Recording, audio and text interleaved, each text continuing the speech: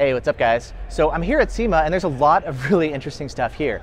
Now in the first part of this video, I focused on kind of the main companies I wanted to see, Escort, Uniden, etc. And in this video, let's go ahead and just kind of walk through the show. And I want to point out some of the most interesting and unique stuff that I found up here at the show. Now here at SEMA, of course, you're always going to see a ton of really interesting cars. There's many different styles, many different types of cars, and most of them are going to have some type of modification as well, which is what they're going to be showing off. Additionally, they also had the drifting experience to where you can hop in a car with a professional driver and they'll take you drifting around a track. In previous years, they were doing it with BMWs. This year, they were doing it with Supras. Plus, if you wanted to have a chance to drive one of the Supras, you could hop into a car and drive it around the track too. Now, people weren't going as crazy as the professional drivers, but they were definitely still having some fun as well. Now, the Tesla Loop is now up and running here at the show too. Basically, they made a bunch of tunnels under the convention center and you can go down underground and they have a bunch of Tesla Model Ys that people are driving through the tunnels and you can hop in and get a ride yourself driving from one part of the convention center to another, which is really nice considering how big it is here. And it was surprisingly quiet when going through the tunnels because you're driving a Tesla without any engine. Now, this currently is just running through the convention center itself. Eventually, they're going to expand it to the Strip as well as all the way out to the airport, which would be really useful. It's going to be way cheaper than taking an Uber or a Lyft, and a lot faster too, especially when you're not dealing with traffic or traffic lights. Now, all that said, let's go ahead and focus on some of the most interesting kind of electronics that I found here at the show. Now, there's going to be a lot of stuff that I'm talking about, so for more information about anything or links to where to buy some of the stuff, not everything is available yet, but for more information about any of these, links down in the video description. Now, let's go ahead and start off by talking about dash cams. There were a lot of companies doing different 360-degree style dash cams. Some of them you could use as like a bird's eye view, for example, for parking your car in a parking lot. A lot of newer cars are coming with features like this, and there's also options to add this in aftermarket. Additionally, you had companies like Carmate that were doing interior 360-degree dash cams. Now, they had a number of different models available. Some of them would just have one 360-degree lens, while others had two 360-degree lenses front and back, a lot like an Insta360, and this would give you 360-degree coverage in both front and rear, up and down. They also had some that would combine a 360-degree dash cam, which has a good field of view, with traditional dash cams, kind of front and rear, to give you additional camera angles or even better video quality than what you'll get from a 360-degree dash cam, which is nice to maybe record the sides, but isn't going to be quite as good as capturing details up ahead. There were also companies like Rydeen that would build 360-degree dash cams into the rear view mirror itself. And because it was built into the mirror, it was a lot easier to view the footage and kind of navigate the UI. And swiping around, you can see front, you can see left and right, you can see inside the car, etc. Now, this model was the Tombow 360X, and it's designed to replace your existing rearview mirror. That 360-degree lens can also be aimed forward if you like to really focus on everything up ahead. Plus, it would come with things like a second rear-facing dash cam or a radar-based proximity sensor, a lot like the ThinkWare dash cams, to improve the parking recording. And for all of these 360-style dash cams, you would typically need a special viewer on your computer or phone or tablet or something to view the footage and then export it and save it for YouTube or send to insurance or something. Now, speaking of rear view mirrors, I found other cool applications as well. For example, some companies would actually put CarPlay or Android Auto into the rear view mirror as well, like the one that I found from Coral Vision in Taiwan. Some of the rear view mirrors could be used to control other devices in your car, such as aftermarket lights, for example. I also found some dash cams that are designed to look pretty much OEM. Now, a lot of the rearview mirror dash cams that I found kind of on Amazon, they clip onto your rearview mirror. I'm not a huge fan of the look of those, plus I'm still looking for one that has good features and quality. But as far as looking good, I found some OEM looking ones that are not just the ones that add a traditional backup camera into the side of the rearview mirror, but can actually take up the entire rearview mirror and kind of turn it into a digital rearview mirror. The ones that I found are from a company called Gentex. They currently sell them in Japan, though not here in the United States. But what I like about them is they look just like an OEM mirror. And in fact, a lot of these are actually used as OEM mirrors. Some of them, though, if you want to purchase them aftermarket, you can purchase them through Vox. And speaking of OEM stuff, I also found some dash cams made by Vugera.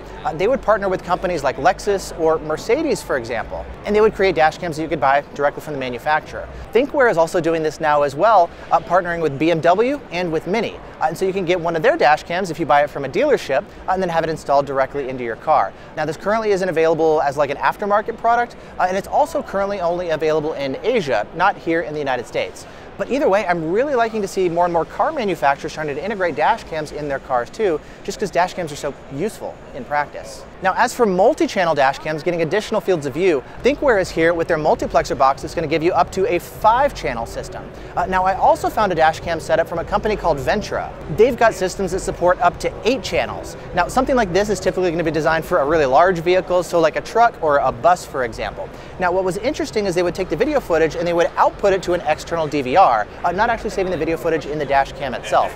I noticed the systems actually had not 1 but 2 memory card slots just because it was so much data to push. Now, I know a lot of you guys are actually looking for a dash cam that keeps the memory card out of the dash cam itself. So say somebody breaks into your car and steals the dash cam, well, the video footage itself, they don't get the video footage, you still get to keep it. Well, for something like that, they're also going to be making a simpler 2-channel setup, which is designed to be installed in like a car or an SUV, for example. It's not going to be available on Amazon, they say, but it is going to be available for sale over on their website. Next, as far as some of the AI stuff that I'm seeing built into some of the dash cams, you've got some options from companies like SnapCam, for example. They're actually doing facial recognition on an interior-facing dash cam to tell if the driver is getting tired, for example, or if they're distracted while driving.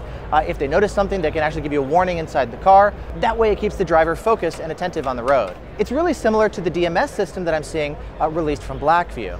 I'm also seeing some systems that are designed to track people or cars or pets on the road. And this can be used for things like maybe collision avoidance systems, kind of like blind spot monitoring radar. And I'm also seeing it used for some applications like for parking recording to kind of track what's going on better, maybe minimize some of the false alerts as far as what's going on around the car while you're gone. I've also been seeing some pretty interesting stuff designed for parents. Now that I'm a new dad, I'm paying more attention to that kind of stuff. One of the things, they're kind of like cameras that you put in the car for your kids. Now in my car, I just use mirrors in the back and I can look in the rearview mirror and I can see my kids back there. But let's say you're in maybe a minivan, for example, it's tougher to see to the back of the car. Well, you can put special cameras in the back of the minivan so that you can see the kids when you're up in the driver's seat. Additionally, this can be helpful when you're driving at night if there's no light. They've got special IR LEDs to help light up the inside of the car, light up the kids so that you can see them, make sure they're okay in the back of the car. It's also a mobile setup, so let's say you're traveling and then you go to a hotel. You can take the system and actually take it out of the car and bring it into the hotel room with you and kind of turn it into a baby monitor, for example. And speaking of baby monitoring, I saw a really cool application that's designed in case you get out of the car and you forget your kids or your pet in the car. The idea is you would have a special radar sensor that you put on the ceiling, and it'll know if there's somebody in the back of the car, like your kid or your pet. And if you get out of the car and walk away, it'll actually sound an alarm or send a notification to your phone.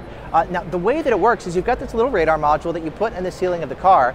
And for the demo, they had a little cat, a fake cat that was sleeping on the ground. And if you look really closely at it, you can just barely see the chest going up and down as the little cat's breathing. And if you go take a look at the computer screen they're using for the demo, you can actually see the radar sensor picking it up. And then if I was to go walk over to it and like wave my hand and add some more motion, you're gonna be able to pick that up on the radar sensor as well. And this is something that I think actually sounds really useful, and I was really impressed that it could pick up something as small as like a little cat breathing or maybe a quiet baby asleep in the back of the car. So that was a pretty cool thing that I saw here at the show.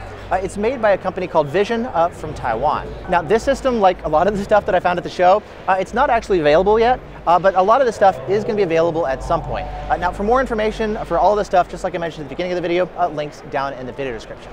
There's also a bunch of stuff that I found out about here that hasn't been announced yet.